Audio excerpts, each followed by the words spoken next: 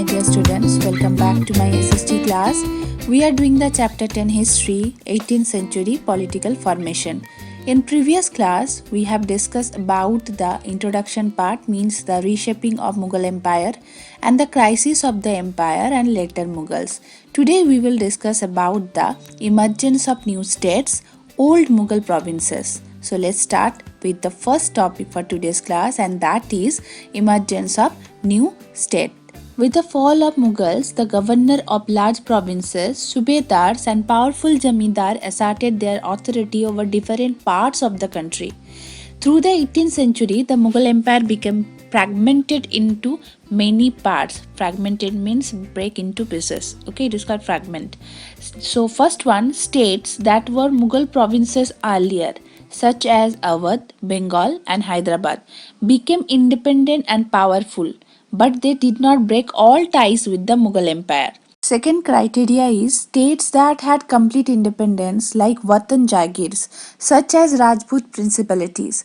Third one, states under the control of Marathas, Sikh and Jats that had seized their independence after a long battle with the Mughal. So, the last phase of Mughal Empire, that is 18th century, जो strongest powerful Mughal Empire थे वो छोटे छोटे टुकड़ों में बांट गए थे और किंग से भी ज़्यादा पावरफुल थे गवर्नर, सूबेदार एंड जमींदार.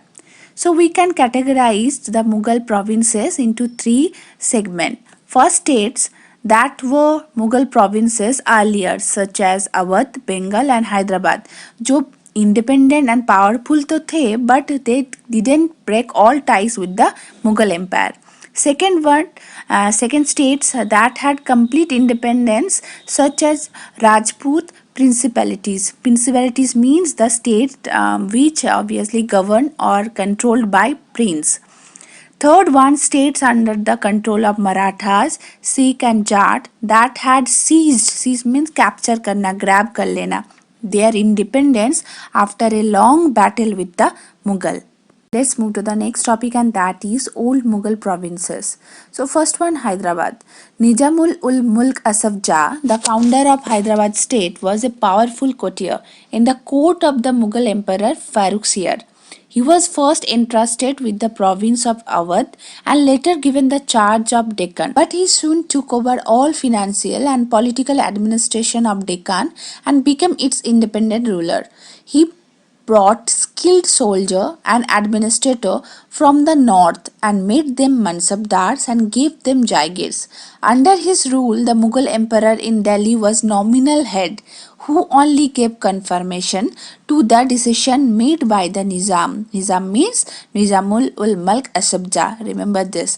Hyderabad state was one the constant struggle with the Marathas in the west, and the Nayakas means Telugu warrior, or we can see the chiefs in the south.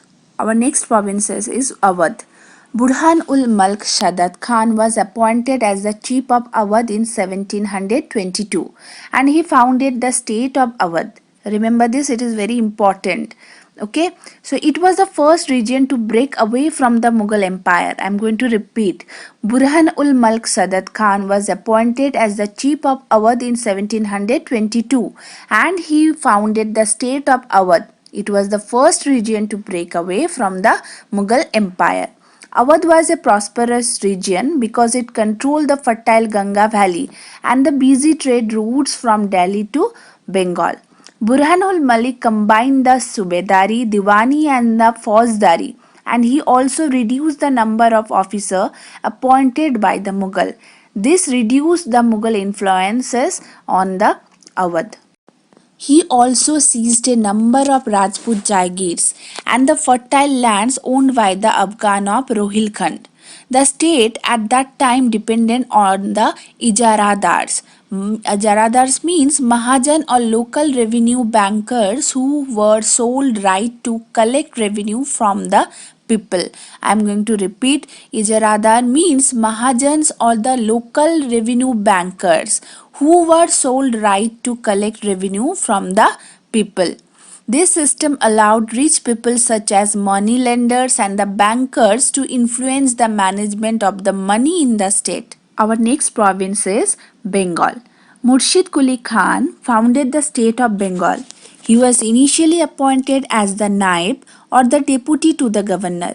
But just like many other governor, or we can say the Subedar, he soon seized the power and came to control the revenue system in Bengal. He transferred all Mughal Jaigirs to Orissa and reassessed the revenue system of that region. Revenue was forcefully collected in cash from all jamidars, and if they could not pay it then, they had to sell their land to Bigar jamidar or borrow money from bankers and local moneylenders. Under the rule of Alivardi Khan in Bengal, the banking house of Jagat Seth became very prosperous. Similarities between the new states of Hyderabad, Awadh and Bengal. So the question is, what were the similarities between the new states of Hyderabad, Awadh and Bengal? Mughal nobles detested an administrative system they inherited, such as Jagirdari system. The collection of taxes was now the responsibility of the revenue farmers, also known as ijaradars.